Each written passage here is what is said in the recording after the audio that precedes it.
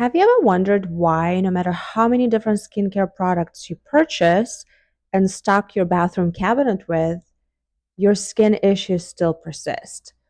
The acne that doesn't go away and gets triggered by certain, probably foods or during a certain time of the month, hyperpigmentation, redness, enlarged pores. Well, I'm here to tell you that there are some processes going on inside of you that basically are triggering those skin issues. And no matter how many skincare products you keep buying, they're not going to get resolved until you focus on these things inside. In today's video, I'm going to break down three main mechanisms that you need to focus on in order to get healthy skin from inside out. And until you fix these three processes, no matter how many skincare products you buy, spa treatments you book, or dermatologist visit for different types of treatments, these skin issues are just not going to go away. So let's dive in. First, let's talk about gut-skin axis. Your gut health determines your skin health and how your skin looks. If you have gut dysbiosis, and research has actually shown this to be true, you're most likely to experience all sorts of skin issues, anything from acne to inflammatory skin conditions such as rosacea, exacerbated psoriasis, and eczema, as well as simply redness and just those enlarged pores that don't go away no matter how many chemical peels you do. So, what is gut dysbiosis? It is simply imbalance in your gut microbiome where bad bugs, which we all have some levels of those, but when they do take over the good ones, that's when the imbalance happens and they start secreting inflammatory markers that increase your systemic inflammation. In addition, gut dysbiosis has been shown to decrease tight junctions. So essentially, those are the little things that keep your gut lining tight so the molecules in your food don't get through, and only certain things are meant to get through, and larger molecules, for example gluten or proteins that are not digested, are not supposed to get through into your bloodstream, and when they do, that triggers systemic inflammation because your immune system sees that it's something that's not supposed to be present in your blood. And then, of course, when we have systemic inflammation, our skin is going to show signs of that in the form of redness and skin conditions such as psoriasis and eczema. So, fixing your gut microbiome and improving the balance of your microbial environment in your gut is key to fixing any skin issues that you might be experiencing. Definitely check out my other video on probiotics that touches slightly on that, and shows you how exactly to improve your gut health with supplements and also prebiotic foods. Next, let's talk about insulin growth factor 1, and acne. Have you ever noticed that after binging on junk food all weekend, like candy, high glycemic foods in large amounts, you typically wake up with a breakout? So that essentially means that your system was overwhelmed and your body was not able to efficiently clear increased levels of glucose. Now, let me stop you right there. Not all sugar and carbohydrates are bad. It's just the amounts. And also, some people do have insulin resistance, which a whole other topic. But when you have insulin resistance, your body simply does not clear that sugar from your blood efficiently. Every time we eat something that contains glucose, by the way, that applies to all carbohydrates. Some of them release it more slowly, some of them more quickly, like candy. However, the end result is glucose in your blood, right? But we have systems built in to clear that up and keep your blood sugar level stable. Some people with insulin resistance might not do that properly. So, of course, you want to focus on that. But also, when we simply overconsume those things in large amounts, when we go on a binge with candy, happens to all of us, that's when we get breakouts.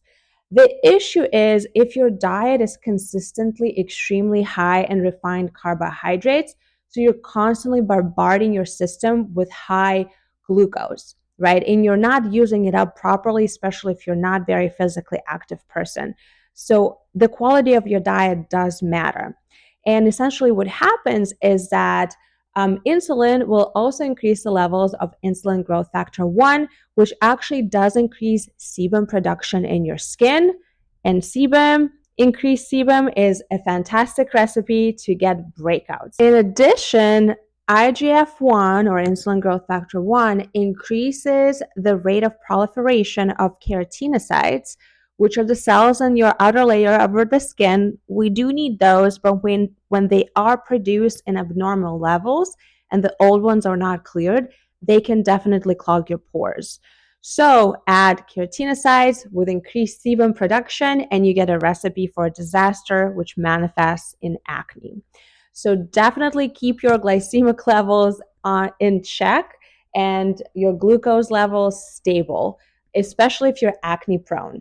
Point number 3, your liver plays a vital role in your skin condition because it's the main spot for detoxification. So if your liver is overwhelmed because you're exposed to too many toxins, I mean, who is not in today's world?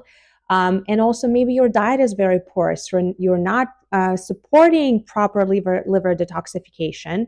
Maybe you also have high levels of stress, or you can consume somehow too many xenoestrogens in the environment, like use of plastic containers, especially if you heat them up, or you eat out all the time where you get food and plastic, can definitely contribute to this.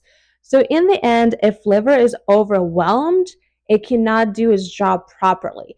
So the liver not only detoxifies toxins, but it also detoxifies hormones and contributes to a hormone balance in your body. Now, each hormone, let's take estrogen, has its job. Its job is to go and basically instruct the cells to do what they need to do. Once it's done that, we need to detoxify it from the system. Otherwise, it can lead to estrogen dominance and all sorts of issues associated with that. That applies to androgens as well. So if your liver is not detoxing that estrogen that's already done its job properly, we have too much of it, and also androgens. So in that case, it's going to wreak havoc on your hormone balance and cause all sorts of issues, including melasma and acne as well. So supporting your liver to do its job properly, which is detoxification, is absolutely vital to keep your skin clear and hormones in check. And last but not least, your skin and systemic inflammation have a relationship as well. If systemic inflammation is high, we have high levels of pro-inflammatory cytokines, the signaling molecules, such as tumor necrosis factor alpha and interleukin 1 beta. These are really, really bad guys, and we want to keep them in check. So systemic inflammation is actually really connected back to your gut-skin axis. So if you have dysbiosis, that's going to lead to systemic inflammation. And also all sorts of other things, but that will manifest in skin issues. In addition, your skin actually has its own gut microbiome, and then when they get the signals from the systemic inflammation, it can also cause additional problems on your skin level. So keeping your systemic inflammation in check by keeping your body fat percentage healthy, as well as avoiding, again, toxins, but also supporting your body with proper nutrients. And of course, anti-inflammatory foods is key to keep your skin in good condition and healthy. So just to recap, these are the 4 processes that we really need to take care of in order to have healthy, beautiful, clear skin. Number 1, your gut microbiome. Definitely focus on that. And you can watch my video on probiotics and probiotic supplements later. In addition, you want to make sure that your insulin levels and blood glucose levels are in check. So that means fixing any insulin resistance if you have any, but also supporting your body with slow digesting carbohydrates that are more complex, and maybe keeping sugar and treats for that special occasion and not binging on those. Number 3, supporting your liver with what it does best, detoxify your body from all sorts of toxins and keeping your hormone balance in check. And that means avoiding unnecessary toxins as much as possible and also providing your liver with key nutrients needed to run those detox pathways properly.